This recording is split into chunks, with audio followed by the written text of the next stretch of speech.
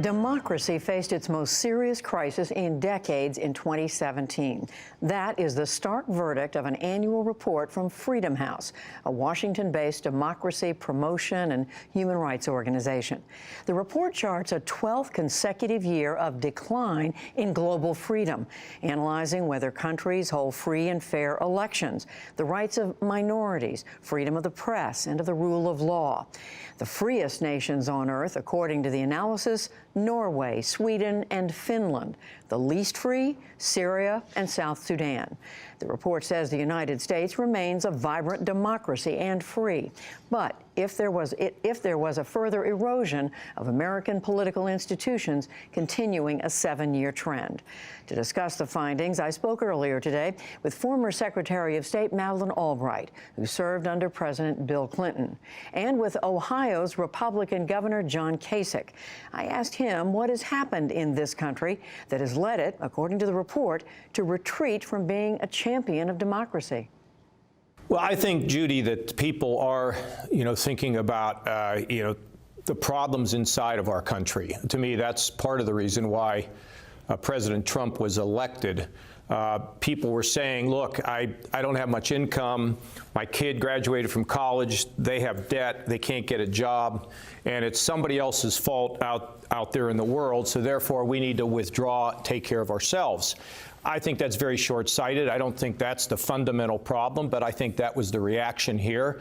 And the danger is when the United States of America withdraws, it creates a vacuum. And the vacuum today is not being filled by people that we share our values with. But I think, Secretary Albright, it's hard for people to believe that the United States, which was the beacon of democracy around the world, is now described as a place in retreat when it comes to democracy. What are the specifics that's led to this? I think that the problem is that, just as the governor said, is that people say, why should we worry about other countries? We need to worry about America. And that whole America First stuff, I think, has made that a more likely policy to follow, when, in fact, what we have to show is that America is better off and Americans are better off if other countries are democracies, because those other countries that are in decline are basically petri dishes for those people that hate us, and terrorism and various problems that come from just people being on the move. So I think we've come to this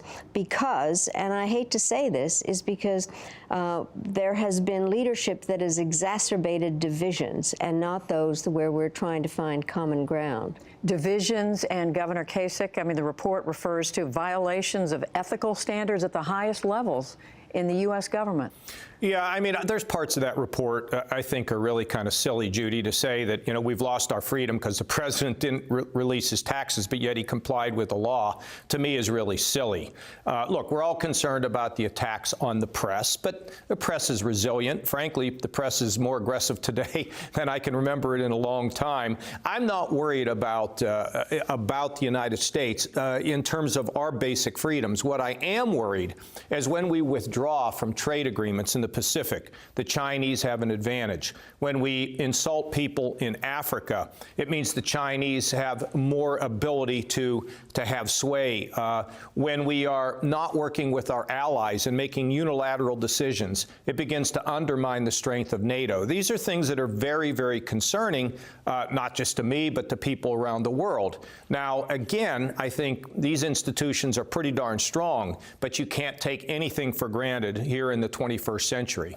But, and Secretary Albright, you were telling me earlier, your main concern is when it looks at what the Russians are doing. And the thing that troubles me is they did get involved in our election process, and it's gotten so personal here that we have not really been investigating enough what they've been doing in Europe, and what their plans might be for 2018 in the United States. Well, at a time when Hey, Judy, yes, Secretary Albright made a point here about a week ago that I thought was spot on, and that is this reinforcing of polarization, the breakdown of our political leaders able to reach any consensus on anything.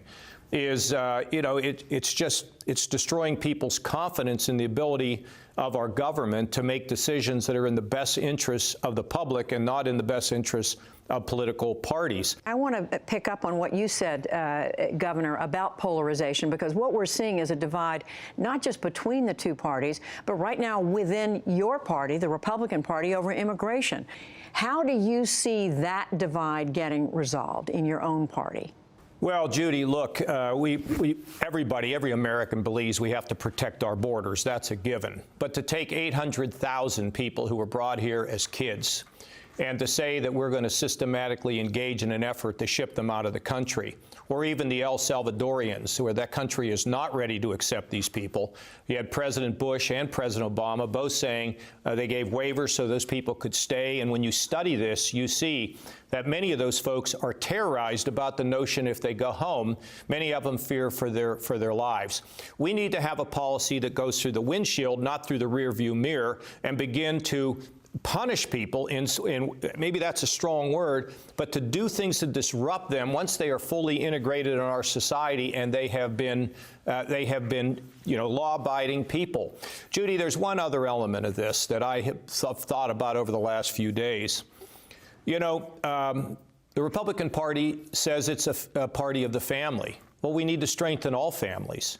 I also think that we're all made in the image of the Lord.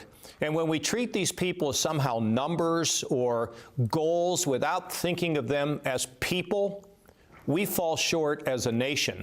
And I know people want strong borders. I know they want immigration reform. I am for strong borders and immigration, but we cannot project an image that we don't love our friends and our neighbors who are part of our culture. It's just not right. And I hope they will resolve this here in the next week or so. I don't understand the holdup. Think about the way you want your family to be treated. And if they think that way, we may get a better result. Secretary Albright, as somebody who's looked at not only global issues, but knows how the United States is seen around the rest of the world, how much difference does it make in the United States' ability to get done what it wants to get done, how it resolves an issue like immigration? Well, I think that people know, and they've seen the United States as a country that is welcoming, that understands diversity, that has the Statue of Liberty, and that really we are the kind of country that understands that we have to be diverse. That's the strength of America.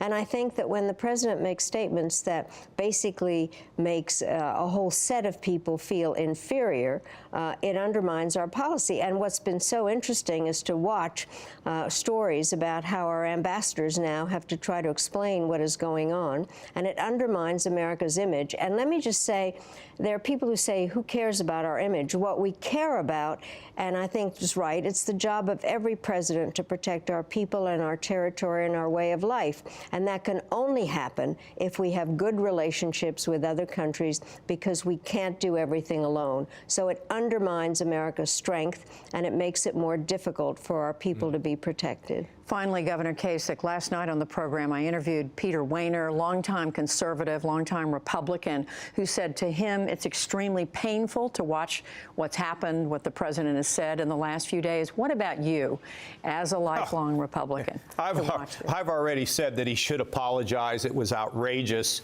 And Peter Wehner, it's interesting because he's talked about the war inside of people of faith, and particularly in the Christian movement.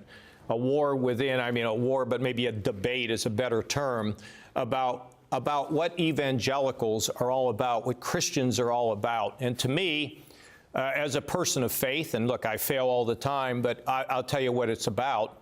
It's about love, it's about caring, it's about forgiveness, it's about compassion, and that's America. And when we lose that, we could lose our soul. I don't believe we will.